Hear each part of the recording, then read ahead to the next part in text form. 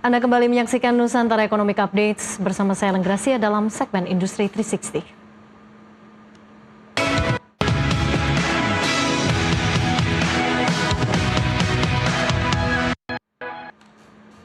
Pemirsa, pemerintah akan memungut bea keluar ekspor batubara mulai 1 Januari 2026. Meski aturan resminya belum terbit, ekspor batubara yang sudah berjalan sejak awal tahun tetap akan dikenai pungutan. Kebijakan ini mendapatkan tanggapan dari pelaku usaha. Asosiasi Pertambangan Batubara Indonesia atau APBI meminta agar skema pungutan tidak memberatkan, mengingat harga batubara sedang turun sementara biaya operasional masih tinggi. Menurut pelaku usaha, pungutan baru berpotensi menekan keuntungan dan daya saing ekspor.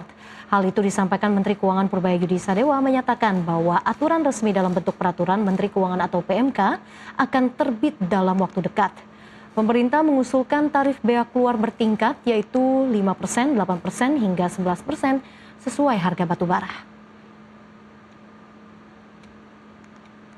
Belum, sampai sekarang baru sampai itu. Kalau royalti kan bukan urusan kita, urusan di ESDM. Saya nggak tahu kebijakan mereka seperti apa. Yang jelas saya tahu, saya deteksi kemarin kan kita rugi dari batubara, masa rugi terus, kasih subsidi lagi. Untuk emas ya untuk menggalakkan industri domestik kan, supaya supply yang cukup. Yang lain belum ada, nanti ada usul apa? Ada usul. Kalau ada usul saya lihat nanti. Sampai sekarang belum ada. Pak, ekonomi di akhir tahun dengan adanya bencana tuh gimana ya Pak? Kemarin BI ngomong ada koreksi. Di tengah fluktuasi harga batubara global, rencana pemerintah memungut bea keluar mulai awal tahun ini tentu saja memunculkan berbagai pertanyaan. Mulai dari urgensi kebijakan ini, dampaknya terhadap daya saing ekspor hingga keberlanjutan usaha tambang di dalam negeri. Dan untuk membahas lebih dalam, kami akan berdialog dengan Wakil Ketua Umum Perhapi Perhimpunan Ahli Pertambangan Indonesia, Resvandi. Pak Res, selamat siang. Selamat siang, Mbak Ellen, apa kabar? Iya Pak Res, baik tentunya. Tapi kita lihat ya memang di awal tahun ini kan pemerintah memastikan kebijakan pengenaan bea keluar untuk ekspor minerba. Ya. Nah sebetulnya menurut pandangan Anda melihatnya ini apa ya urgensi pemerintah mengenakan bea keluar ini khususnya untuk batu bara. Padahal kan kita tahu nih sekarang juga lagi terjadi fluktuasi harga batu bara. Baik, terima kasih Mbak Ellen dan seluruh pemirsa Nusantara TV dimanapun berada. Topik yang menarik mengenai bea keluar ini. Sebenarnya kalau pertanyaannya mengapa pemerintah mengenakan bea keluar, harusnya bukan ke saya pertanyaannya, ya, harusnya ke pemerintah. Tapi menurut Anda dari kacamata pelaku industri menanggapinya itu seperti apa? Ya, mungkin seperti itu pertanyaan yang tepatnya. Gitu. Jadi pertama begini, bahwa batu bara ini adalah salah satu dari penyumbang devisa terbesar buat negara dari subsektor minerba, gitu ya. Jadi penerimaan negara dari minerba itu 80%-nya, hampir 80%-nya itu masih dikontribusi oleh batu bara. Nah, itu satu. Yang kedua, batu bara kita ini juga satu industri yang menyerap tenaga kerja yang cukup besar, gitu ya, dengan multiplier efeknya juga cukup besar di lapangan. Kalau saya tidak keliru, angka tenaga kerja itu hampir 400.000 total, itu di sektor batubara saja.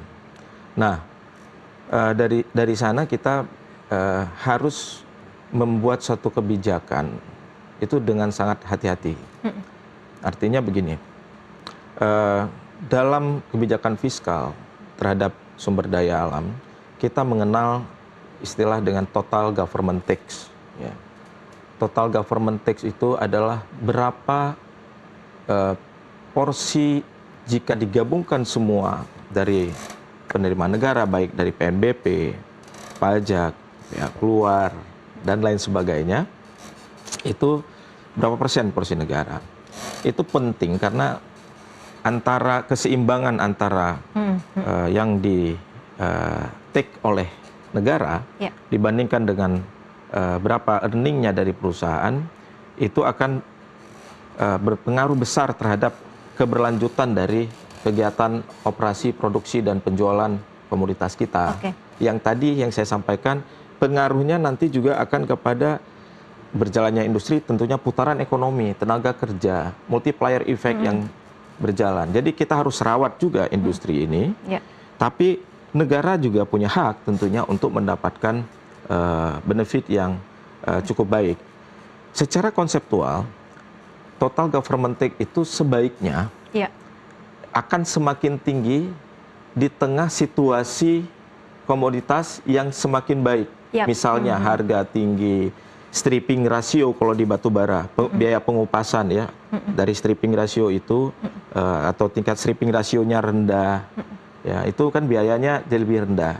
Artinya porsi keuntungan bisa lebih tinggi, maka negara mengambil lebih tinggi itu sangat baik seperti itu. Saya pikir fair gitu ya. Dan ini kan karena barang ini juga milik negara dan saya mendukung itu gitu.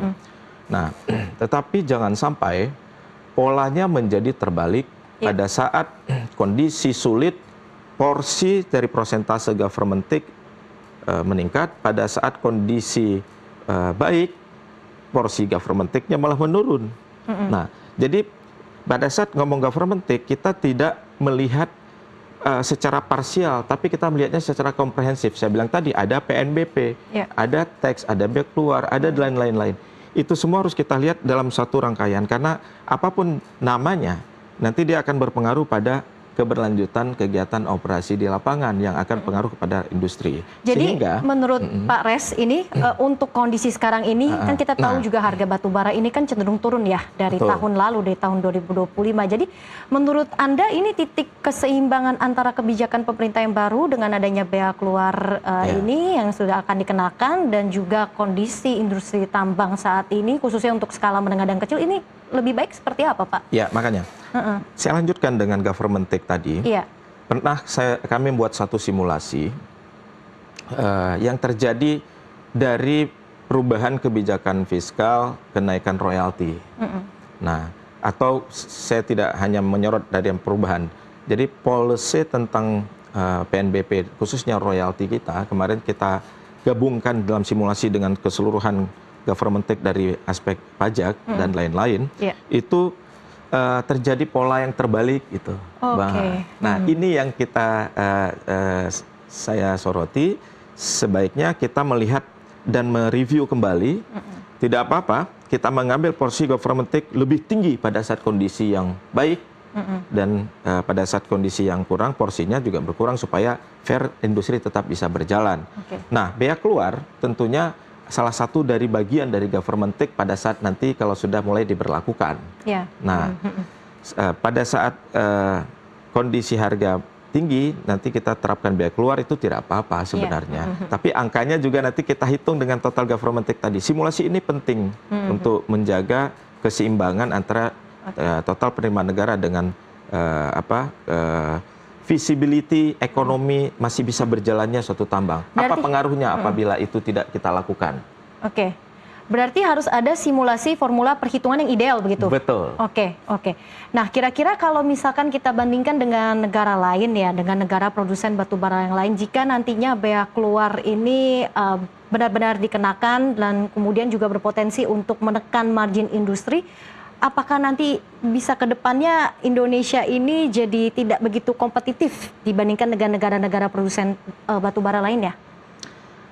Ya, tentunya pada saat kalau kita melihat kebijakan lalu diterapkan dan membuat industri kita tertekan dalam konteks tidak visible lagi untuk dilanjutkan, sebenarnya saya menyoroti,nya bukan masalah kompetitif untuk bisa menjual ke luar negeri. Ya, pada saat harga itu kan tidak ditentukan oleh produsen, tapi harga ditentukan oleh market, gitu ya.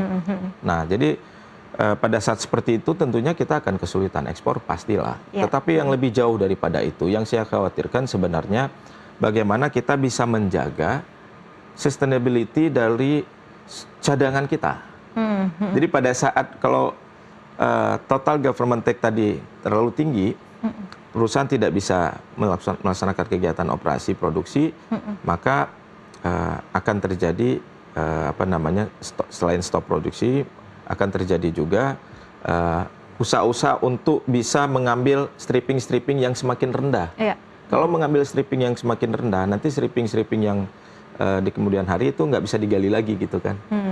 Nah, pada saat seperti itu kita nanti bisa kehilangan cadangan, satu. Yang kedua, kita harus melihat juga sebaiknya dalam menerapkan kebijakan fiskal ini secara jangka panjang.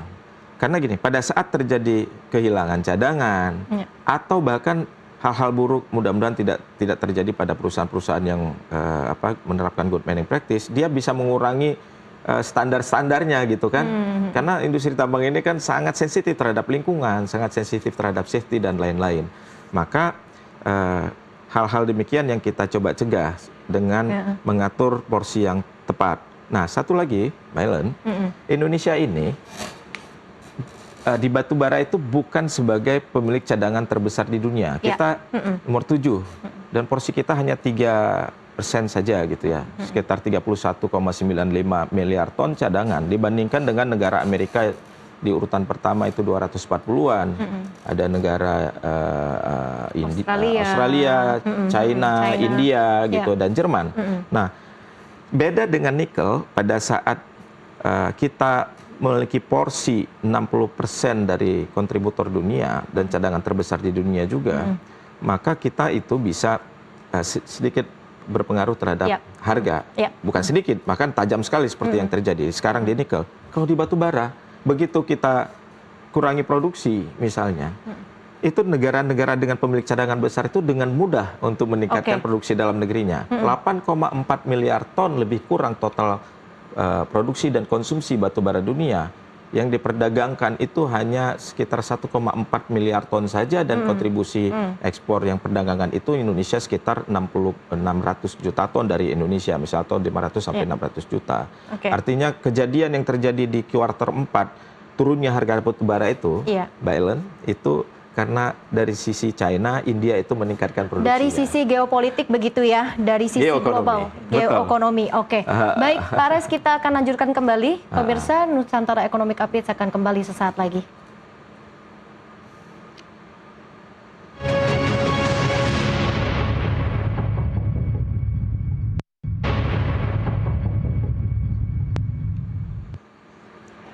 Anda kembali menyaksikan Nusantara Economic Updates. Pemirsa, dialog bersama Wakil Ketua Umum Perhapi, Raspandi, kita lanjutkan kembali. Pak Res, ini kan kebijakan juga tentunya dengan adanya perubahan kebijakan, aturan baru, ini kan tentunya berpengaruh pada keputusan investasi, kemudian juga rencana produksi, jangka panjang, belum lagi kan ada juga kenaikan biaya produksi nih di sini.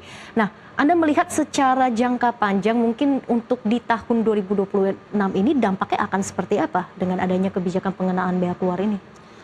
Ya, kalau kita lihat, yang jelas pengenaan bea keluar itu kan tentunya meningkatkan kewajiban, ya, di mana selain tadi forecast dari penurunan harga batu bara ini masih mungkin akan terus berlanjut gitu ya, karena itu tadi cadangan dunia ini masih banyak ini 1 triliun sekitar 1 triliun ton ya. Nah, jadi saya melihatnya pada saat pengenaan bea keluar, peningkatan kewajiban itu di tengah dengan peningkatan juga biaya produksi. Iya, itu dia. Nah, itu juga prokes penurunan harga, lalu biaya produksi bertambah, tambah lagi tekanan mungkin tambahan dengan bea keluar. Tapi sejauh dihitung dengan cermat gitu ya oleh mungkin di Kementerian Keuangan bersama Kementerian SDM dengan angka-angka yang wajar dan bisa tetap menjaga profitability sehingga industri masih bisa bergerak, it's okay lah. Itu oke-oke saja menurut saya. Negara berhak kok untuk mendapatkan benefit yang lebih. Yang penting dijaga aja. Biaya produksi itu kan sekarang peningkatannya juga luar biasa ya dengan pertama gini, batu bara dengan SR stripping ratio ya biar dipahami. Stripping ratio itu adalah besaran tanah penutup yang harus dibuka untuk mengambil 1 ton batu bara, gitu ya. Berapa BCM yang harus dibuka? Nah, jadi saat ini tuh yang stripping rendah itu semakin sedikit gitu. Jadi hampir kebanyakan batu bara Indonesia itu strippingnya mulai meningkat sehingga cost operasi tinggi. Yang kedua adalah ada juga kan kebijakan yang mungkin dari sisi perspektif tertentu kita anggap baik untuk menggunakan B40. Nah, B50. Tapi sebenarnya dari sisi di lapangan itu peningkatan dari harga bahan bakar itu dengan B40, penerapan B40, B50 itu juga luar biasa, peningkatan yang signifikan di atas 20% mungkin ya peningkatan bahan bakar, dan menjadikan biaya mining itu dan biaya stripping itu tinggi sekali gitu. Nah, ditambah dengan kenaikan royalti kemarin dan lain-lain, itu menjadikan beban semakin tinggi sementara harga semakin rendah. Sehingga kalau kita menerapkan biaya keluar, kita hitunglah yang tepat angka-angkanya seperti apa. Saya pikir mungkin pemerintah juga saat ini kan pemerintah kita sangat terbuka ya, baik dari Kementerian Keuangan, Kementerian SDM, mungkin dengan melibatkan pelaku-pelaku usaha dalam merumuskan formula yang baik, dengan berkomunikasi dengan baik, saya yakinlah kebijakan ini ke depan akan bisa tetap dilakukan dengan baik untuk bisa menjaga tingkat profitability dan negara bisa dapat yang lebih juga gitu. Oke, Pak Res, jadi menurut Anda mungkin saran dan rekomendasi apa yang Anda bisa berikan untuk pelaku industri dalam menanggapi dan juga merespon adanya kebijakan pengenaan bea keluar khususnya untuk minerba batubara? Seperti apa? Ya, saya pikir industri, pelaku-pelaku industri, karena saya juga bagian dari praktisi ya, dan Perhapi itu adalah perhimpunan ahli pertambangan yang banyak praktisi tambang itu menjadi anggota Perhapi sampai 15.000 orang. Nah, praktisi-praktisi ini dia paham betul sebenarnya situasi lapangan seperti apa. Nah, kita sering membuat kajian-kajian. Nah, kajian-kajian kita ini kita deliver lah ke pemerintah gitu ya. Kita ajak, seperti saya kemarin juga diajak bicara sama Kementerian Keuangan mengenai porsi royalti yang ideal itu seperti apa. Nah, kita bikin simulasinya yang saya bilang. Makanya tadi saya menemukan pola TGT yang terbalik tadi. Nah, ini nanti kalau didalami lagi, berkomunikasilah dengan pemerintah dengan baik. Pemerintah juga pasti tidak inginlah pemerintah ini menghancurkan dunia usaha. Ya, Kementerian Keuangan kan kita lagi ingin menggenjot justru pertumbuhan ekonomi. Betul. Pasti dunia usaha yang merupakan backbone dari pertumbuhan ekonomi itu akan dijaga. Apalagi di sektor komoditas, energi, batubara ini bagian energi. Ya kan, kita punya DMO nih untuk kalau kita mau industrialisasi, peran batubara itu masih sangat tinggi. Makanya nggak mungkin industri batubara ini akan dalam waktu dekat mungkin akan tergantikan gitu ya. Baik.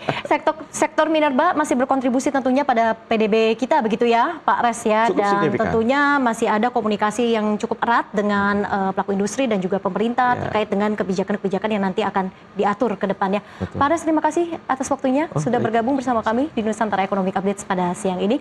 Sukses dan sehat selalu untuk Pak Respandi. Terima kasih juga, Mbak Ellen. Dan pemirsa, dialog tadi juga sekaligus menjadi penutup perjumpaan kita hari ini. Ekonomi bukan sekedar angka, tapi nafas kehidupan kita semua. Dari pasar tradisional hingga industri digital, dari rakyat kecil hingga kebijakan besar, semua saling terhubung. Saya Ellen Gracia pamit undur diri, sampai jumpa.